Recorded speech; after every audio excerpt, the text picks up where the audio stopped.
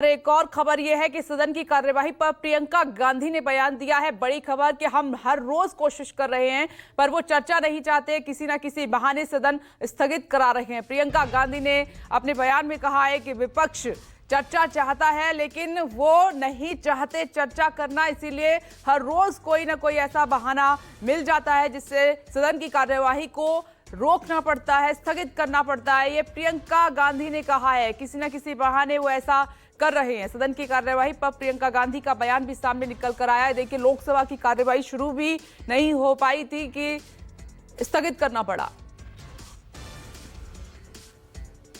हमारी पूरी कोशिश है कि हाउस चले, हर रोज यही है हमारी कोशिश, लेकिन किसी वजह से सरकार नहीं चाह रही है। हम जो प्रदर्शन कर रहे हैं वो बाहर कर रहे हैं, हमने काम करके अंदर जा रहे हैं। रोज हम कोशिश करते हैं लेकिन वो नहीं चाहते, चर्चा नहीं चाहते, तो किसी न किसी बहाने अडजर्न करा रहे हैं हर रोज। और पॉलिटिकल एडिटर रमन कुमार हमारे साथ जुड़ गए। रमन, अभी प्रियंका गांधी का बयान हम सुन ही रहे थे, उधर लोकसभा की कार्यवाही एक बार फिर से 12 बजे तक के लिए स्थगित करनी पड़ी है विपक्षी सांसदों के हंगामे के चलते। चलिए, अभी संपर्क हमारा नहीं हो पा रहा है, लेकिन प्रियंका गांधी को आप सुन रहे थे। अब पक्ष और विपक्ष एक दूसरे पर आरोप लगा रहे हैं। रमन एक बार फिर से हमारे साथ मौजूद हैं।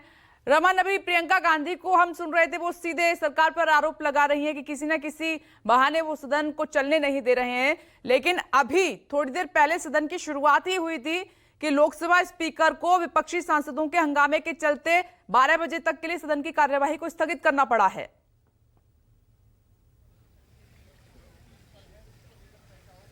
देखिए विपनेश, ये विचित्र सी बात है कि सरकार लगातार विपक्ष पर आरोप मढ़ रही है कि सरकार की तरफ से ये कहा जा रहा है कि विपक्ष सदन को नहीं चलने दिया जा रहा है, विपक्ष के द्वारा सदन को नहीं चलने दिया जा रहा है।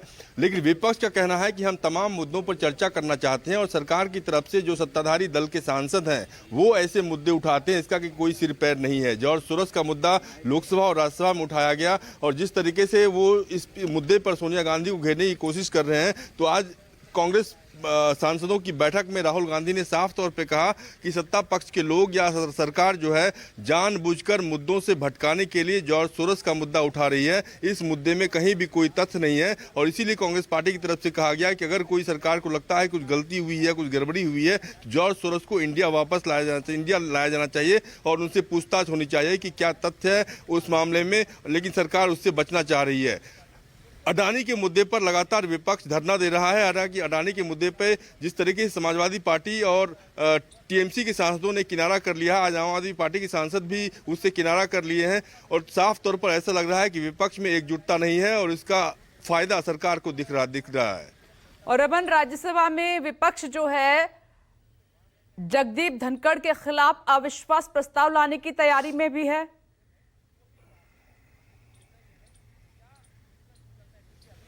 बिल्कुल विपनेश, आप सही कह रहे हैं कि 70 सांसदों का सिग्नेचर इस मुद्दे पर हो गया है। 50 सांसदों के सिग्नेचर की दरकार होती है अविश्वास प्रस्ताव लाने के लिए और विपक्ष को ऐसा लगता है कि जिस तरीके से कल जॉर्ज सोरोस के मुद्दे पे जगदीप धनखड़ ने सत्ताधारी दल के सांसदों को बोलने का मौका दिया और विपक्ष के सांसदों के बोलने की जब बारी आई तो सदन को एडजर्न कर दिया गया। तो इन तमाम मुद्दों पर सभापति के आचरण से, सभापति के व्यवहार से विपक्ष नाराज है और इसीलिए विपक्ष चाहता है कि अविश्वास प्रस्ताव लाया जाए। लेकिन अविश्वास प्रस्ताव लाए जाने के लिए 14 दिन का वक्त दिया जाना जरूरी है, जबकि 20 तारीख को संसद का सत्र खत्म हो रहा है। इसीलिए इस मुद्दे पे ऐसा लग रहा है कि विपक्ष सभापति पर दबाव बनाने की कोशिश कर रहा है। 11वां दिन है इस कार्यवाही का, लेकिन कुछ भी अगर आप जनता के लिहाज से देखेंगे तो काम नहीं हो पा रहा है, पैसे की भी बर्बादी है और ये सांसद खुद मानते हैं। तो अब रमन, ऐसे में कौन जिम्मेदार, क्योंकि यहां तो एक दूसरे पर आरोप लगाए जा रहे हैं, बर्बादी तो जनता के समय और पैसे की हो रही है।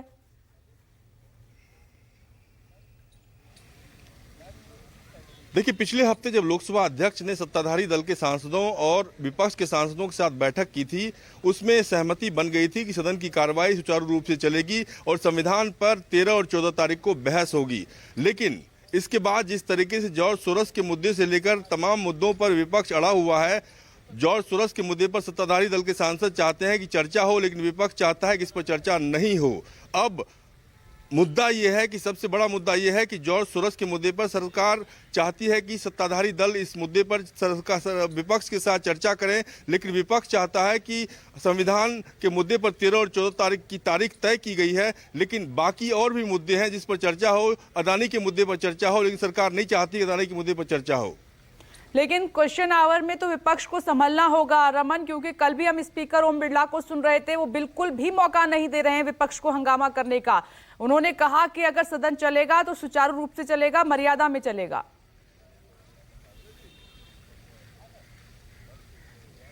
देखिए, लोकसभा अध्यक्ष की तरफ से और राज्यसभा के सभापति की तरफ से बार बार विपक्ष से ये अपील की जा रही है कि सदन की कार्रवाई सही तरीके से चलने दिया जाए और तमाम मुद्दों पर सरकार चर्चा के लिए तैयार है, लेकिन विपक्ष अदानी के मुद्दे पे लोकसभा और राज्यसभा में चर्चा करना चाहता है, जबकि सरकार नहीं चाहती है कि अदानी के मुद्दे पे चर्चा हो।